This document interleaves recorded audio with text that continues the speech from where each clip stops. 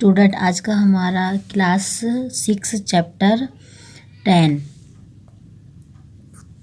नए साम्राज्य और राज्य इतिहास के चैप्टर 10 है ये। इसके सारे अभ्यास के क्वेश्चन आंसर्स को करेंगे और इससे पहले के सारे चैप्टर के क्वेश्चन आंसर्स को मैंने करा दिए हैं। तो अगर आपको वीडियो देखना है तो आप मेरे चैनल में जाके सबके क्वेश्चन आंसर्स की वीडियो कर सकते हैं।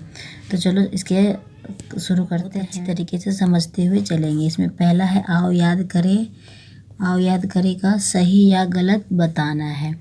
इसमें जो ये सारे पॉइंट्स दे रखे हैं, इसमें कौन से सही और कौन से गलत है, इसको हम करते हुए चलेंगे। अगर आपने चैप्टर पढ़ा होगा तो ये बहुत अच्छी तरीके से समझ में भी आ जाएगा। तो चलो देखते हैं। पहला है हरिसेन ने गौतमी पुत्र श्री सातकर्णी की प्रशंसा में प्रशस्ति लिखी थी। हरिसेन, इनका कहना है कि हरिसेन जो थे वो सातकर्णी की प्रशंसा में प्रशस्ति, जबकि ये गलत है। हरिसेन समुद्रगुप्त गुप्त वंश के राजा, उसके दरबार के कवि था ये हरिसेन। तो ये हरिसेन ने समुद्रगुप्त की प्रशस्ति लिखी थी, ना कि इसकी। तो ये गलत हो जाएगी।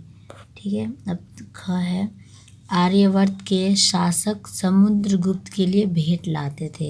ये भी गलत है। आर्यवर्त के शासक समुद्रगुप्त के लिए भेंट नहीं लाते थे। ये है गुप्त शासक समुद्रगुप्त, ये भी गलत है।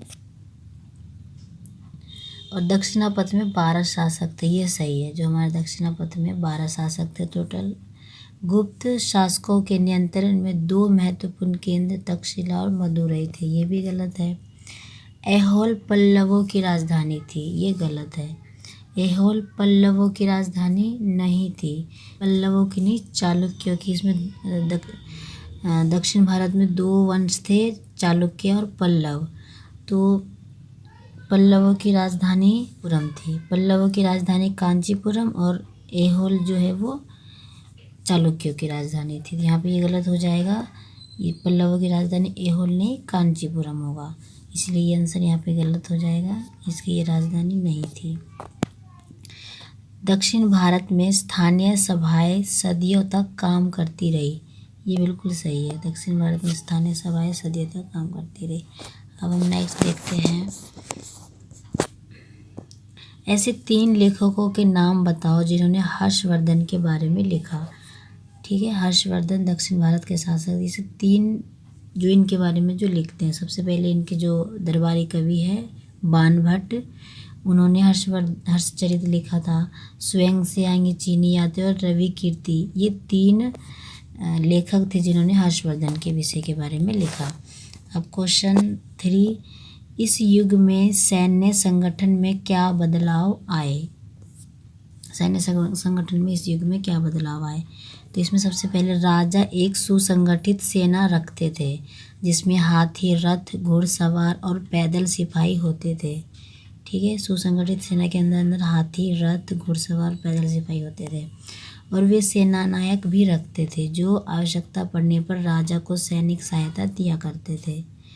और इन सेनानायकों को कोई नियमित वेतन नहीं मिलता था। जो वो सेनानायक रखते थे राजा, उसको सेनानायक को राजा वेतन नहीं दिया करते थे, जबकि वो उन्हें दान में भूमि दे दिया करते थे।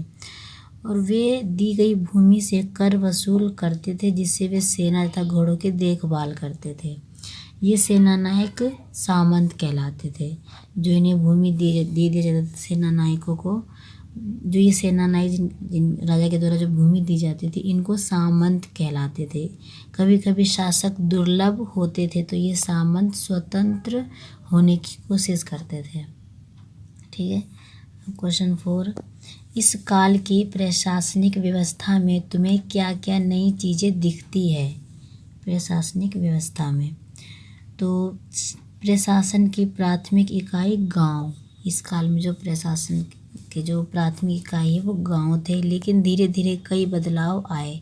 राजाओं ने आर्थिक, सामाजिक, राजनीतिक या सैनिक शक्ति रखने वाले लोगों का समर्थन जुटाने के लिए कई कदम उठाए। राजाओं ने इनके जो आर्थिक, राजनीतिक, सामाजिक या सैनिक शक्ति बढ़ाने के लिए कई कदम उठाए। इनमें से कुछ महत्वपूर्ण प्रशासनिक पद आनुवंशिक बन गए।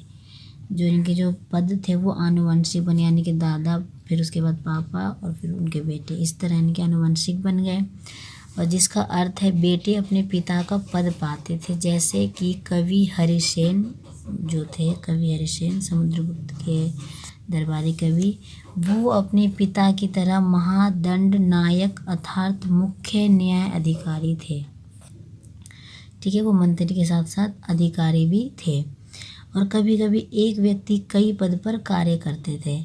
जैसे कि हरिसेन, ये महादंड नायक होने के साथ साथ कुमारा मात्य अर्थात एक महत्वपूर्ण मंत्री तथा एक संधि विग्रहित अर्थात युद्ध और शांति के विषय का भी मंत्री था। मतलब वो एक ही व्यक्ति कई तरह के पद में कार्य करता था।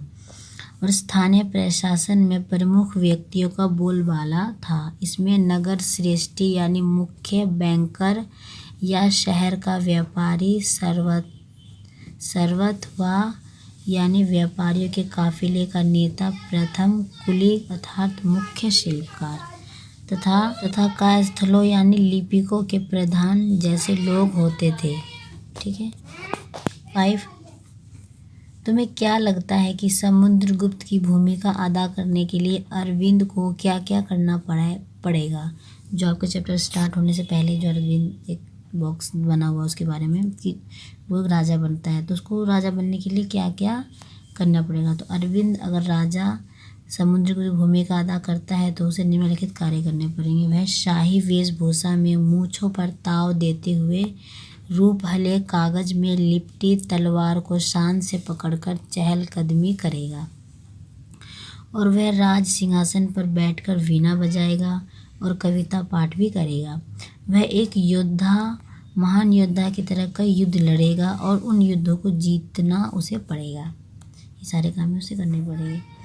क्वेश्चन 6, क्या प्रशस्तियों को पढ़कर आम लोग समझ लेते होंगे? अपने उत्तरे कारण बताओ। जो प्रशस्तियाँ थी, प्रशस्ति एक शक्ति संस्कृत शब्द जिसका शाब्दिक है प्रशंसा, तो ये प्रशंसा। ठीक है, तो किसी भी राजा के बारे में ये प्रशस्ति लिखी जाती, तो क्या इसे आम लोग पढ़कर समझ सकते हैं? तो आम लोग प्रशस्ति को पढ़कर नहीं समझ पाते होंगे क्योंकि वे संस्कृत में होते थे। संस्कृत आम लोगों की भाषा नहीं थी, इसलिए वो आम लोग उन्हें नहीं समझ पाते होंगे। और आम आदमी सामान्यतः पढ़े लिखे भी नहीं थे, इसलिए प्रशस्ति को पढ़ना और समझ जाना उनके लिए संभव नहीं था।